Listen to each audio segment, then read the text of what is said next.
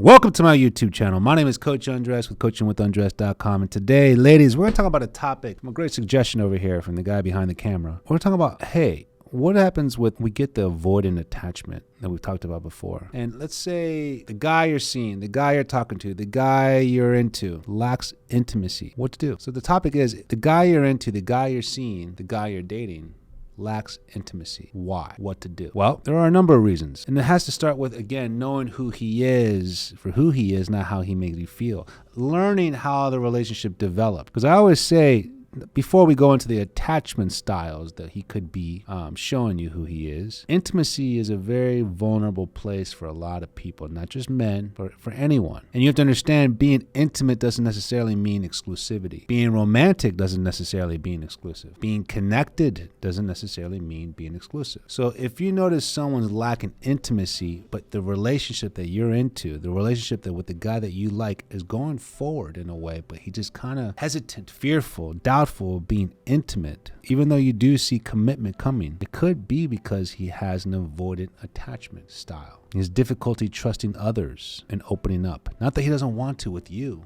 I'm sure he probably feels the closest with you and wants to try that with you. But again, that might be stemming from either a past relationship where he wasn't avoidant, he was very involved and got hurt and heartbroken and cheated on, so he became avoidant. That's one option. Or a childhood. He didn't have that emotional availability, that connection he had with his parents, his mom, his dad. He had that void where he constantly had to stay avoidant to being close or intimate or reliant on anyone because difficulty trusting others. There are a number of factors on why someone might lack intimacy.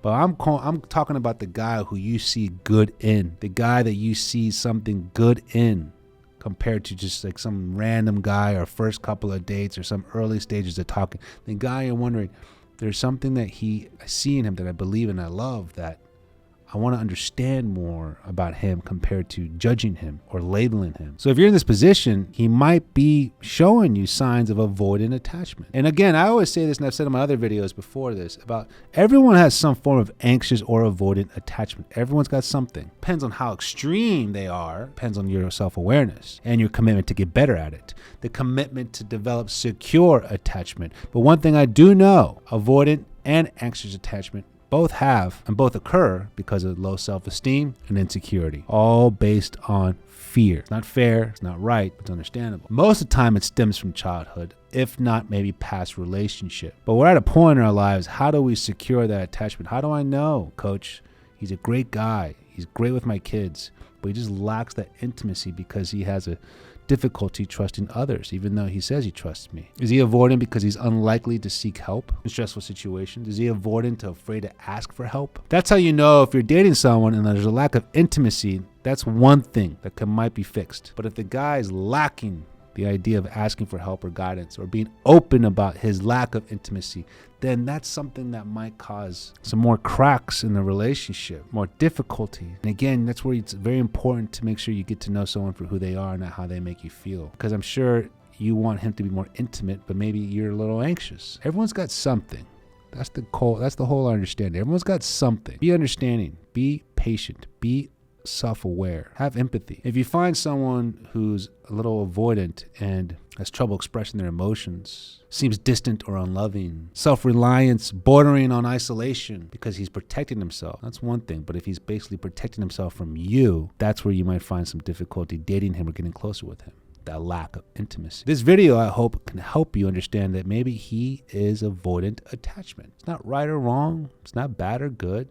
It's an understanding. It's common to see that most men are avoidant, most women are more anxious in the attachment styles of categorizing. It can go either way. Me personally, I'd say I'm a little more avoidant, but to a point where I will express though. I don't shy away from that. If I care about someone, I want to make sure I express my true intentions to it so there is no misunderstandings. I hate misunderstandings or miscommunication to a point where it's like I show maybe lack of, it comes off where I show lack of interest or disrespect to their opinion. No, I want to make sure we're both clear on the table. What did you mean by that? I want to know what I came from that, and that way we can resolve this and grow from this. But to like not be intimate about that, that's something I'm not. I'm very intimate. You're the person I chose to be with. You're the person I want to grow old with. You're the person I want to start a family with. I want to make sure that I don't care about being right. No ego, no pride.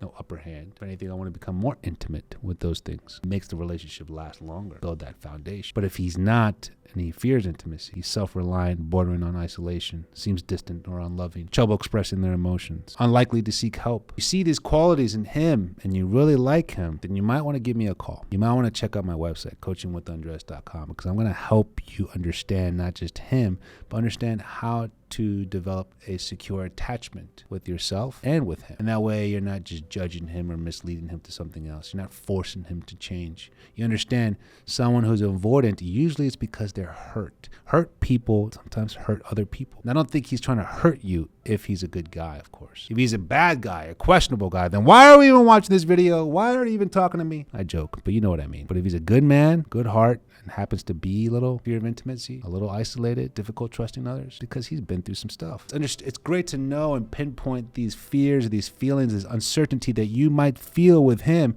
and put facts behind it, put some knowledge behind it, put some studying behind it. And that's what I do as a coach. I respect your fears and concerns and your feelings, but I put facts behind it so that way we can learn how to grow from it, how to evolve, how to care about it, not just let these feelings kind of just change who we are and take us where we want to go.